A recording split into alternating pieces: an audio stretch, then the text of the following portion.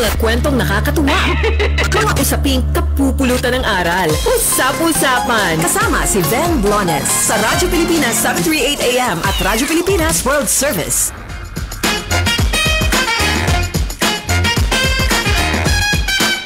Okay, nasa ikalawang bahagi na po tayo ng ating programa, Usap-Usapan. At syempre, makakasama natin mula sa Human Settlements Adjudication Commission o HSAC, mula sa Branch 13 ng kanilang Legal Division, Regional Adjudication, si Attorney Michael P.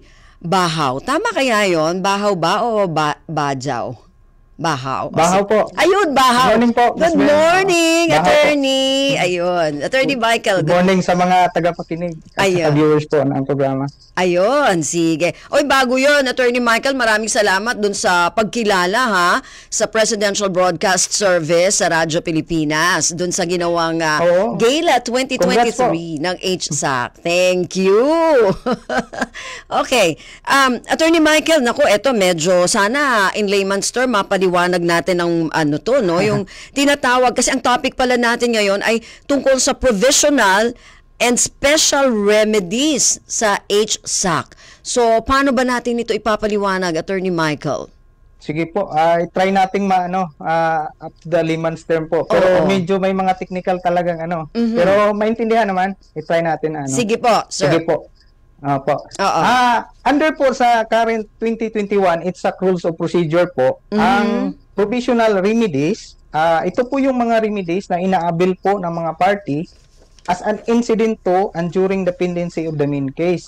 Kumbaga po, ito po yung mga prejudgment orders na intended to preserve the status quo or to protect the rights and interests of the parties involved in a case until the court, or in this case, the HSAC, issues final judgment in the main case. So, kung ang provisional remedy po ay kung hindi siya maisali or naisali sa initiatory pleading or complaint sa main case, ito po ay naabil by a motion. Okay. So, on the other hand naman po, yung special remedies, ito ay ang mga remedies na initiated as a main case. So, dahil po ang treatment niya ay parang principal case, ito ay naaabil naman po in comparison dun sa provisional remedies by way of a verified petition or complaint. Okay. So special po ito, special ang tawag niya, kasi ang kaibahan po sa mga regular remedies na pinapile sa HSAC is that while they are governed by the rules for ordinary cases, they are subject to specific rules prescribed under the HSAC Rules of Procedure. Okay. So, magbigay po tayo ng halimbawa. Yung special remedies po ng inspection of books and records at yung enforcement or execution of the sued conciliated compromise agreement, under po sa specific rules nila, hindi na po required ang pag-submit ng position paper and draft decision na kadalasan nire-require po doon sa mga regular cases na pinapile sa HSAC. So, yun po. So, may kaibahan yung provisional at saka yung special. Opo. Okay, so yun yung kaibahan, no? Yung provisional at saka yung special. Yung special remedies, Attorney Michael, nabanggit mo, ano yun? Yung mga petition or complaints? Dun po sa may 6 po na enumerated na provisional and special remedies sa HSAC Rules of Procedure. Okay. Sige po, banggitin natin. Yung 6 po, una, yun po yung creation of a management committee. Pangalawa, preliminary injunction. Okay. Pangatlo, contempt. Pang-4, inspection of books and records. Pang-5, yung sinasabi kong enforcement. Execution of disod o disod conciliated compromise agreement. And lastly po, yung other applicable provisional and special remedies in the rules of court. Okay. So, ano na lang natin. Paliwanag nga natin. Na lang po. Oo, sige, Attorney Michael. Paisa-isa. Yung una muna tayo. Okay. Sige po. Itong creation of management committee, ang purpose po nito is to carry out the day-to-day operation ng homeowners association until a new set of officers is elected. Okay. So, kadalasan po ito nangyayari sa mga HUA-related or election contest cases. Pag sa election. Opo. Okay. Yung pangalawa naman, Teka, Attorney preliminary Michael. injunction. Oo, bago sige dun po. sa pangalawa. So, habang wala pang bagong management, yung kasalukuyang management muna ang magmamanage. Tama ba yon, Opo. Attorney? So, gaano katagal dapat na tumagal lang yung ganong sitwasyon? Actually po, until yung necessity ng creation ng management committee. Okay. Kasi depende yun kung wala pa talagang new set of officers hanggang Okay, magkaroon ng new set of officers. So, po. walang certain Pero may period. mga Walang certain period. reportorial requirement. Opo, 30 days po. 30 Kung sa days. kung management committee, 30 days after their appointment, kasi 3 member yun, and every month thereafter, magbibigay po sila ng report sa ITSAC. Oh, okay. Pati furnace po yung DSUD kung saan na-register yung kuha po. Ayun. So, usually sa mga after ng mga election yan, ano? Opo. Ayun, okay. So number 2, Attorney Michael, yung preliminary injunction, talagang parang tayo na mga nasa korte tayo nito, Attorney, ano?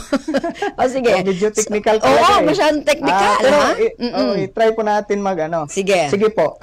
Yung preliminary injunction naman, ang purpose po niyan is to enjoin or restrain any actual or threatened commission of any or all prohibited or unlawful acts, which if not restrained, may cause grave or irreparable injury to the parties. Ayun, may mga ginawang hindi tama. May mga violations o mga acts na illegal na kung hindi po ipapahinto ng korte or ng ITSAC ay magkaka-damage po yung irreparable damage sa party. Ayun. May yung preliminary injunction, may ibang species din siya, ang tinatawag doon, preliminary mandatory injunction. Ito naman yung kabaliktaran ng preliminary injunction. Kasi sa preliminary mandatory injunction, ito yung nag-uutos na i-perform yung particular act instead of enjoining or restraining it. Ayun. Kasi pag hindi na-perform ng kabila, magkakaroon ng grave damage or injury yung applicant. Ayun. So magkaiba, opposite sila, no? Yung preliminary injunction, kailangan ipagbawal yung illegal na ginawa. Yun ang mga preliminary mandatory injunction, kailangan gawin yung magandang ginagawa. Tama ba yun? Opo, tama po. Tama. Okay. So number 3, contempt. Naku, ito medyo, contempt na. O, sige.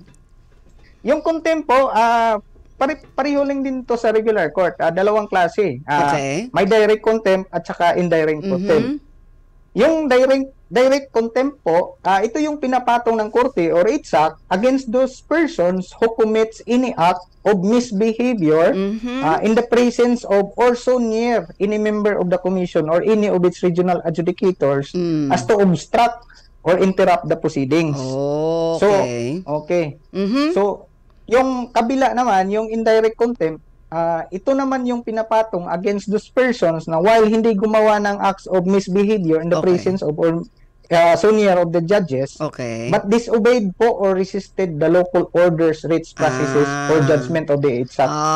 Yun yung mga hindi sumusunod dun sa mga batas o sa rules. Yun, yung indirect contempt. Yun namang direct contempt, pag medyo, hindi maganda yung mga ginawa mo sa harap ng mga, ng mga, kunwari sa harap ng mga representative ng HSAC or kung sino man. Okay. Number 4, inspection of books and records. Eto na. Okay. From the name itself po, ito yung inaabil when the right of the homeowner has been violated. Ito yung right to inspect the books and records of the homeowners association. Okay. So yun lang po siya. Yun na yun. Inspection din. Titignan yung mga ninyo, yung mga books ninyo dyan, yung mga records. Okay. Number 5, Attorney. Yung number 5, yung enforcement naman or execution ng mga compromise agreement na resulta ng DSUD conciliation. Ito naman yung nagpapa-enforce ka ng mga terms and conditions na enumerated doon sa compromise agreement na hindi na-comply nung kabilang party o ng respondent po. Okay. So yun na yun. As in yun na rin, Number 6, yung mga iba pa daw. Yung panghuli po, yung mga other applicable provisional and special remedies, kasi marami po sa regular courts under the rules of court. Meron naman pong applicable din or ginagamit ng ITSAC. Katulad ng garnishment. mga preliminary attachment at saka receivership. So yun, yung ITSAC naman hindi naman limited dun sa enumerated previously. So pwedeng gamitin kung applicable sa isang kaso po. Okay. So ganun din pala, no? Depende kung anong kaso yung i-apply mo, pag-a-applyan mo. Applicable. Oo, okay. O, sige. So eto na-enumerate na nga natin yan, ano, Attorney Michael. So, ano ba yung mga, may tanong tayo dito, dun sa pag-create ng management committee? Paano ba yon? Ano ba yung mga pwedeng maging mga mga grounds pa para magsagawa nitong management committee sa ilalim po nitong provisional and special remedies? Okay po. Magandang tanong po yan, Ms. Ben. Ang grounds po ng creation ng management committee, tawagin na lang nating IMC para mas madali. Okay. Yung first, it must be established na wala po talagang adequate remedy available to the party. Okay. Second po, is that it is necessary yung creation to prevent dissipation, loss, wastage, destruction of assets and properties of the association. Or necessary siya to prevent paralyzation of the operations which may be prejudicial to the interest of the members of the association and the general public. And lastly po, it is necessary when the election po ng mga incumbent board members or officers ng association has been declared null and void. And the majority of the previous board who shall in the meantime will hold over is composed of those whose election was declared null and void. So ibig pong sabihin, wala talagang pwedeng magman dun sa homeowners association. Pero kailangan para hindi maparalisa yung operation. Ayun. So, yun po yun. Para yun yung time na kailangan na magkaroon ng ganito, yung makapag-create na ng management committee. Opo. Para sila yung mag-manage. Oo, tama. Okay. So, na lang muna natin, further na lang. Yung IMC po, composed po yan ng 3 member. So, each one of them is chosen by the parties. And the third one is chosen by the regional adjudicator or the commission concerned from a mutually agreed list of nominees submitted by the parties. So, in the event po na isa or both yung parties fail or refuse to nominate a member, yung regional adjudicator na po or the commission shall appoint such member or members. Ulit yun? Ulit, Attorney Michael? Medyo hindi ko nakuha yun ulit. Ganito po. Sige. Yung IMC po, composed po yan ng 3 member. Okay. So, yung first 2 members, each one of them is chosen by the parties. So, chosen by the complainant and the other one by the respondent. Okay. Yung pangatlo po, para may balance or equality yung parang fair, yung pangatlo, ang pipili nun, ang regional adjudicator na or ang commission. So pero galing po dun sa listahan na binigay ng 2 parties. Okay. So, doon pipili. Pero ano ba, may mga ba tayo, kwalifikasyon dun sa mga pipiliin na yun? Wala naman. Kahit sino lang. Karamihan, usually andun sa bylaws ng mga homeowners association, dapat po member in good standing. Kasi ang mangyayari po niyan, once magiging member ka na ng IMC, you will no longer be eligible to run in the next election. Yun po yung magiging doon. So pag nalagay ka doon, conflict of interest. Okay. So pag naging member ka ng MC, wala ka ng chance kahit kailan? Ay, hindi naman. Yung sa lang, yung magiging bagong pagkatapos yung ng term nila. Yung sunod na eleksyon. Ayun. Ka na. Kung hindi ka magiging MC na naman ng sa susunod. Opo. Oo, ayun. Di ba nagkakaroon lang naman ng MC pag may problema, di ba, Attorney Michael? Opo. So dapat wag na kayong gumawa ng problema para hindi na kayo maging MC ulit. Okay. Yung naman, yung mga gastusin ng MC sa pag-conduct ng day-to-day operation, reimbursable naman po against the funds of the HOA. Ang tawag doon considered administrative expenses ng HOA po. So, ang tanong na kung kailan matatapos, yung tanong niyo po kanina, by motion po yan or even motu proprio if determined ng regional adjudicator or commission kung ang necessity nga no longer exists or upon the final termination or disposition of the case including the election and qualification of the new BOD of the association. Kumbaga, mayroon ng bagong yung official na ng mga BOD, sila na yung magraran ng So, nandyan na yung bagong board, wala na kayong kailangan gawin. Sila na yung papasok doon. Oh, ganun pala, no? O punta naman tayo, Attorney Michael, dun sa mga binanggit mo kanina, inspection, yung pag-i-inspect ng records, at saka nung kanilang books. So ano yun? Kailan naman ito dapat na may apply dyan? Itong mga remedies na ito. Okay. Ang remedy po na ito, mag-a-apply lang or gagamitin lang ng party when the only cause of action po involves only the right to inspect. So, kumbaga po, ibig pong sabihin, kapag ang verified complaint na na-file sa main case consists po ng cause or causes of action or prays for relief or reliefs other than the enforcement of the right to inspect, hindi na po mag-a-apply ang specific rules nito. So kung in case po na mag-a-apply, kasi nga, yung cause of action na is only the enforcement of the right to inspect the books and records. So yung verified petition ng petitioner, in addition po sa mga regular requirements, kailangan na po mag-allege ng following. Una, dapat po the petition is for the enforcement lang of the petitioner's right to inspect. Pangalawa, may demand for the inspection and copying of the books. Of course, ang pangatlo is that the respondent refused to grant such demand and the refusal is unjustified and illegal. Okay. So yung tanong dito, yung proseso, medyo simplified po kumpara doon sa regular cases. Kasi po, dito sa inspection of books and records, hindi na po required ang submission ng position papers and draft decision po. So only the verified petition lang ng petitioner at saka verified answer ng respondent including the supporting documents ang kinukonsider ng adjudicator or decision maker. Tapos po, yung decision period nito mas kunti kumpara doon sa regular case namin. Kasi sa regular 90-day period. Dito sa inspection of books 30 days lang. So mas madali po. Mas madali. Bakit?